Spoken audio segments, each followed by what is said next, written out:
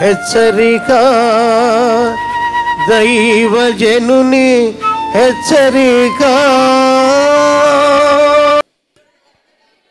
మీలో ఎవనికైనా జ్ఞానము కొదవుగా ఉన్న ఎడల అతడు దేవునిని అడగవలెను, అప్పుడు అతనికి అనుగ్రహించబడును. ఆయన ఎవరిని గద్దింపక అందరికీ ధారాళముగా దయచేయవాడు.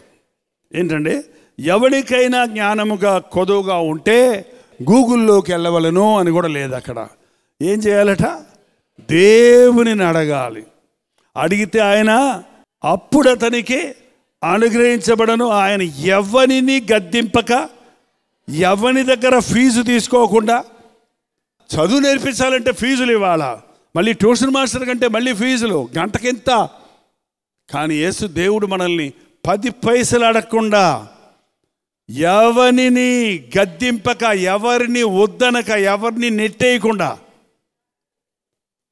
ఎవరికి చేయి చూపించకుండా, ఒట్టి చేయి చూపించకుండా ఎట్లా ఇస్తాడంటే మళ్ళీ పైగా నువ్వు తక్కువ ఫీజు కట్టాబట్టి నీకు తక్కువ ట్యూషను, నువ్వు ఎక్కువ ఫీజు కట్టాబట్టి ఎక్కువ ట్యూషను. అలా కాదు, ఎవరిని గద్దింపక ధారాళంగా, అబ్బా ధారాళంగా ఇచ్చే దేవుడు మనకు ఉండగా ధారాళంగా ఇస్తాడని మన ప్రభు. ధారాళమైన హృదయం కలిగిన వాడు మన ప్రభు. ధారాళమైన ధననిధులు కలిగిన వాడు మన ప్రభు. తరగని ధననిధులు కలిగిన వాడు మన ప్రభు. అందుకే అంటున్నాడు ప్రభు, ఆకాశపు తూములు విప్పి పట్టజాలనంత విస్తారమైన దీవెనలు నేను నీకు అనుగ్రహిస్తానంటున్నాడు.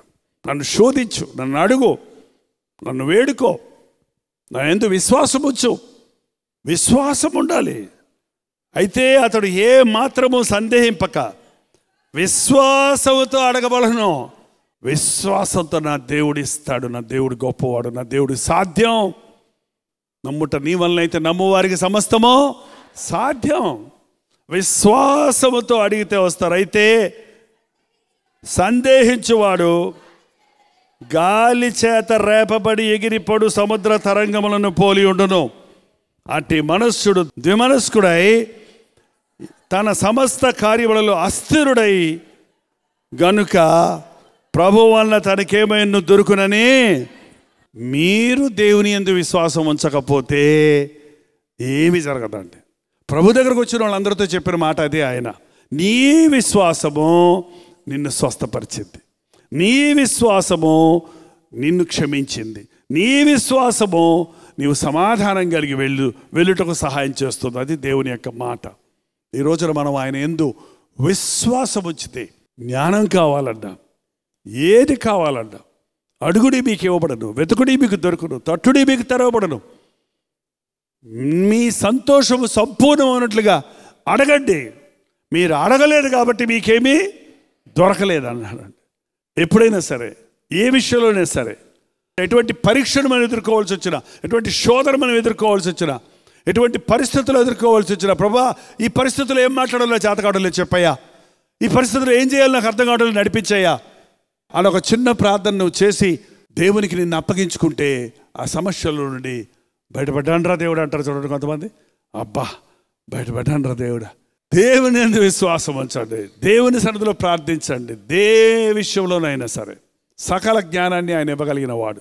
సమస్యలను ఈ లోకమే ఒక పరీక్ష అండి, లోకంలో ఒక శోధన అండి. దినదిన గంట 100 ఏళ్ళ ఆయుష్ అంటారు చూసారా. ఒక నిజమైన విశ్వాసికి ఆకెళ్ళి ముళ్ళు మీద పడ్డా, ముళ్ళు చాకు మీద పడ్డా ఎవరికి నష్టం?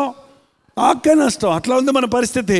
మనం ఏది చేయకపోయినా అవతల వచ్చి మనమే పడితే మంతాల బాలగొడుతున్నాడు. ఏంటంటే మనం ఆ విషయంలో ఎలా ఉండాలి, ఆ పరిస్థితులు ఎలా ఉండాలి, ఆ యొక్క ఏ విధంగా మనం తప్పించుకోవాలి, ఏ విధంగా అపవిత్రత నుంచి పారిపోవాలి, ఏ విధంగా మనం సమాధానం చెప్పాలన్నది ఎప్పటికప్పుడు పరిశుద్ధాత్ముడు ఏం మాట్లాడాలో నీకు తెలియకపోయినా నీ జీవితాన్ని ఆయనకి అప్పగించుకుంటే ఆ సమయంలో నీవేం మాట్లాడాలో ఆ మాట నీ నోట నుండి వచ్చేటట్టుగా చేయగలిగిన వాడు. ఆ సమయంలో నువ్వు ఏం కావాలని దేవుని అడుగుతున్నావో, ఏ పరిస్థితుల నుంచి ఎదుర్కొంటున్నావో ఆ పరిస్థితులకు అనుకూలమైన కార్యాన్ని ఆయన చేయగలుగుతాడు. దేవుని జ్ఞానంతో నింపబడిన వాడు, పైనుండి వచ్చే జ్ఞానం, పరిశుద్ధాత్మని ద్వారా విచక్షణ జ్ఞానం. ఇంకో మాట ఉంది, అది విచక్షణ జ్ఞానం. ఏది రైట్, ఏది రాంగ్, ఏది అని తెలుసుకోగలిగిన జ్ఞానం దేవుడిస్తాడు. ఈ జ్ఞానం మన బిడ్డలకు, మనకి, ప్రతి ఒక్కరికి దేవుడు అనుగ్రహించును గాక.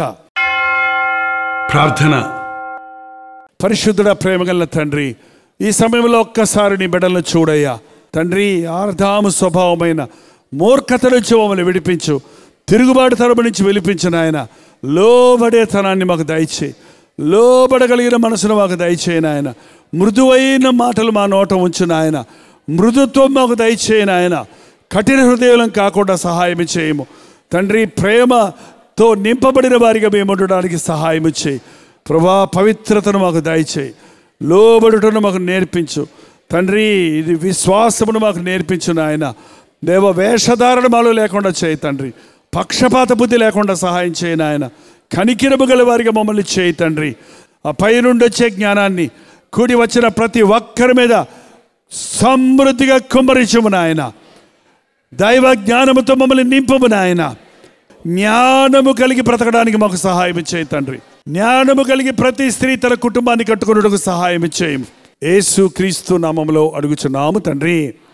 మన తండ్రి అయిన దేవుని యొక్క ప్రేమయు, కుమారుడైన క్రీస్తు యొక్క కృపయు, ఆదరణకర్త అయిన పరిశుద్ధాత్మ యొక్క సహవాసము కూడి వచ్చిన మనందరికీ ఇప్పుడును సదాకాలం తోడై ఉండును గాక. ఆమేన్, ఆమేన్, ఆమేన్.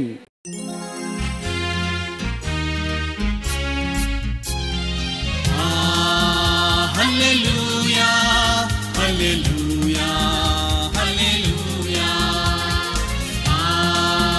హల్లెలూయా, హల్లెలూయా, హల్లెలూయా.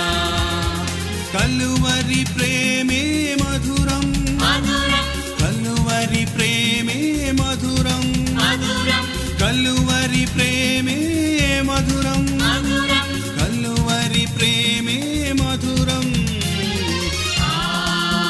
హల్లెలూయా, హల్లెలూయా, హల్లెలూయా. హల్లెలూయా, హల్లెలూయా, హల్లెలూయా.